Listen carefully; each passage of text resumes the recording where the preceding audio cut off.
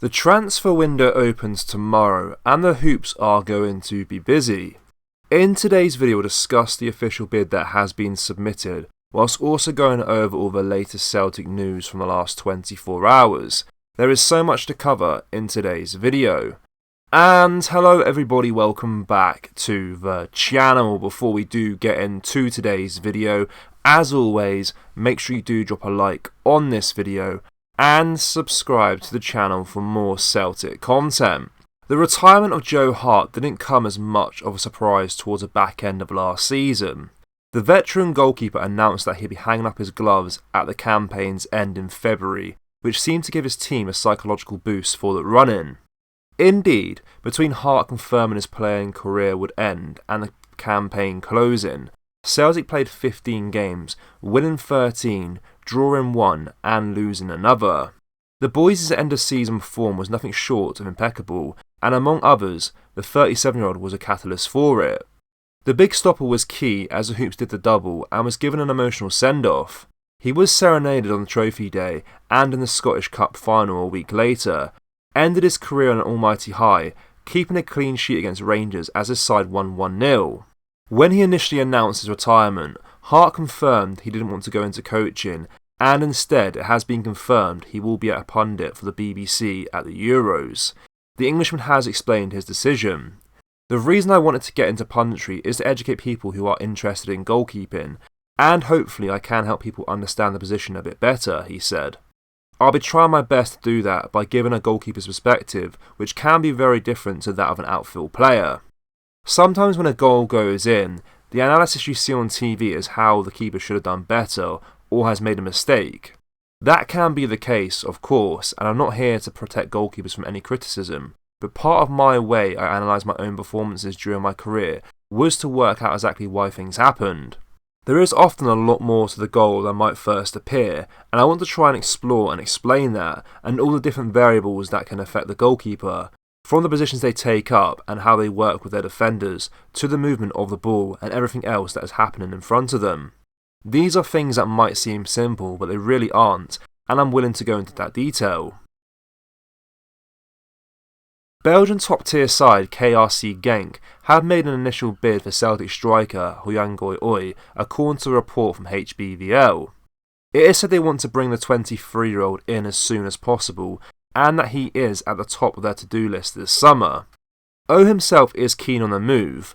He is eager to work with Genk boss Thorsten Fink, the man who played a key role in the development of his fellow countryman and now Spurs star Heung-min Son.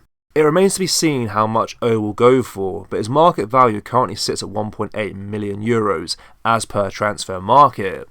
Brought in by Ange Postecoglou midway through his second season in Glasgow, the South Korean did show some signs of promise in hoops, but never gained any consistency.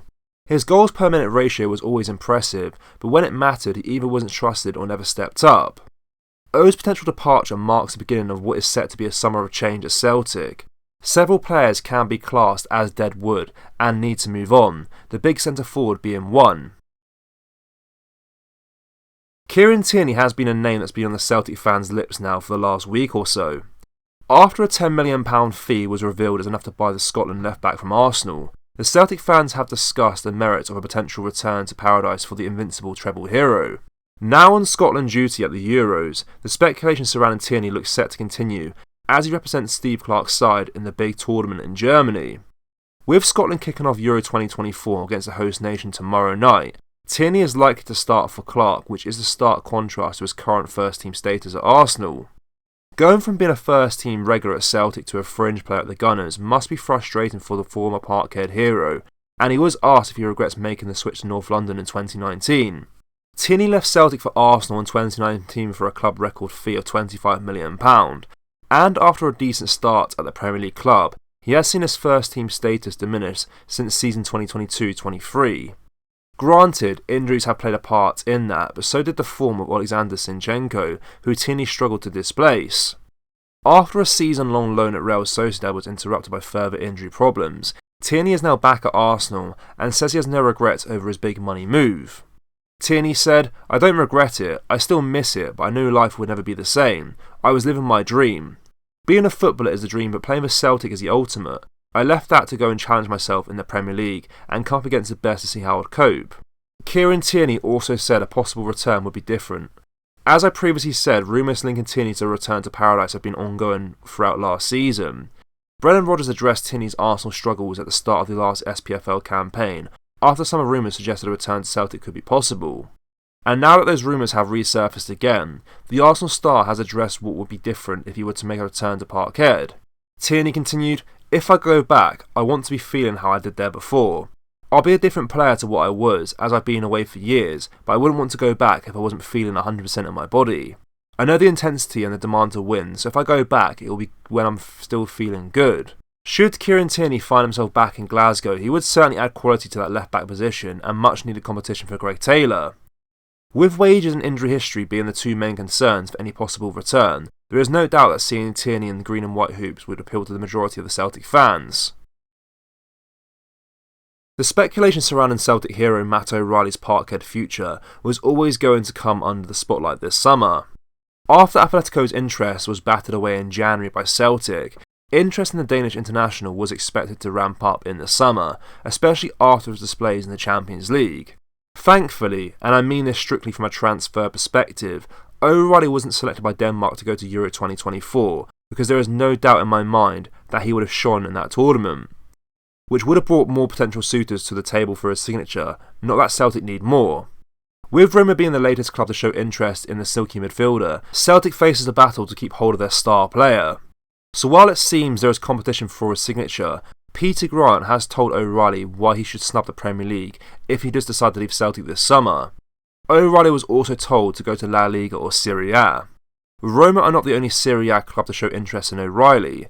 Inter Milan is also keeping tabs on the Celtic midfielder, and Grant thinks that unless it's one of England's top 6 clubs that come calling, the Hoops hero should turn his back on the Premier League.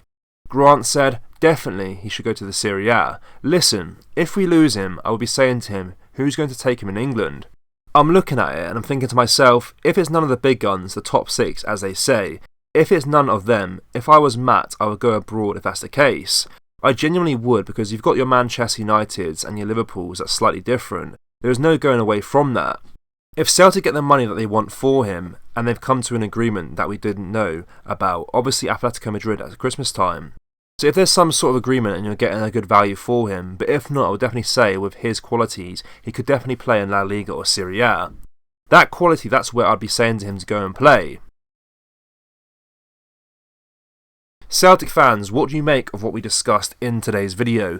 In particular, the future of Hyeon-gyu. Do you think it's the right decision to sell him, yes or no? Let us know down in the comment section below. That does bring us to the end of today's video, guys. As always, make sure you do drop a like on this video and subscribe to the channel for more Celtic content. Thank you, take care, bye bye.